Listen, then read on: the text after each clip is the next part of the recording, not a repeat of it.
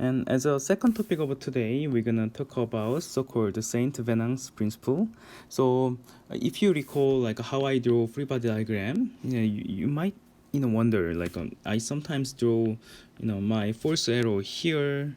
Sometimes I draw the force arrow like this, like there is like a rigid wall and pushing the sample like uniformly over the entire structure. So you might wonder like if you apply force in just one point, then the stress distribution may not be uniform. Like you're gonna have a higher stress around here, you're gonna have a small stress here. Then can we use the relationship like a sigma and epsilon e for entire structure? You might wonder about like how we can apply the force, and depending on force application method, stress distribution can be very different. Okay, so these can be the curiosity of some of you, and some of you may felt curiosity about this, and let me give you a discussion on exactly that aspect. Okay, so suppose that we have a sample having like a square cross-sectional area, and its lateral shape is rectangular and the width is b. Okay, and suppose that somebody is pushing this sample with this kind of a triangular rigid body. Okay, and you see that force is acting on just one point. Okay, and somebody is pushing this triangular structure with force P. Okay, so of course you don't expect uniform stress distribution on this cross section, and let's see how this stress distribution changes as a function of x. Okay, of course when x is 0, you can have a force only at this point, but as x becomes larger than 0, you're gonna have different distribution. Okay, and actually it depends on the ratio between x and b. Okay, so when x becomes b over 4, it's like a quarter of this with b. The distribution you can expect when x equal b over 4 is following. So at that point when x is b over 4, you have a stress distribution that looks like this. Okay, so it's compression, but it's not uniform over the entire cross section as you expect. Of course, on average, if you consider the average distribution for entire cross section, it must be p over a, right? To make a force equilibrium for entire body. However, the maximum is 2.575 of this average value, which is p over a, and minimum is only like less than 20% of this average stress. So you cannot somehow apply these kind of method. Okay, now let's see when x becomes b over 2, like twice further from the surface. You can see that now the stress distribution becomes much more uniform. Like instead of 2.5 times, you have only like 1.387 times sigma average. Sigma average is of course p over a, and the minimum is now 67%, about 66.8% of average stress. Okay, so it gets much better.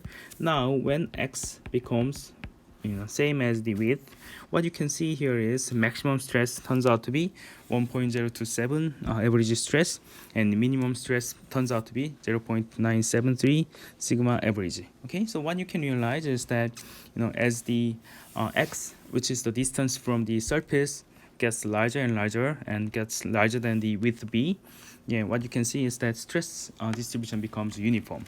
And this is the extreme case. Okay, instead of this extreme case, if you consider like a more like a circular tool, if you think about this plane tool to push the material, you can expect that okay, when x becomes much larger than b, we can expect uniform stress distribution regardless of like loading method, tip or spherical tip or plate.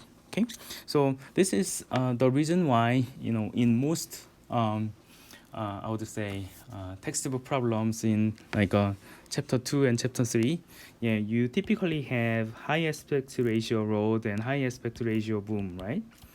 So maybe in our first problem, you imagine having like quite a large and high aspect ratio structures like this. Yeah, the reason is like if you consider like really shoal beam under tension or compression, you're gonna have like a non-uniform stress here and there in most of the volume. Then it's not easy to claim that you can use sigma over E times epsilon to obtain the displacement and force relationship. Okay, however, if you consider like a high aspect ratio materials, even though we're gonna have some section with like a non-uniform stress distribution, you're gonna have uniform stress over most volume.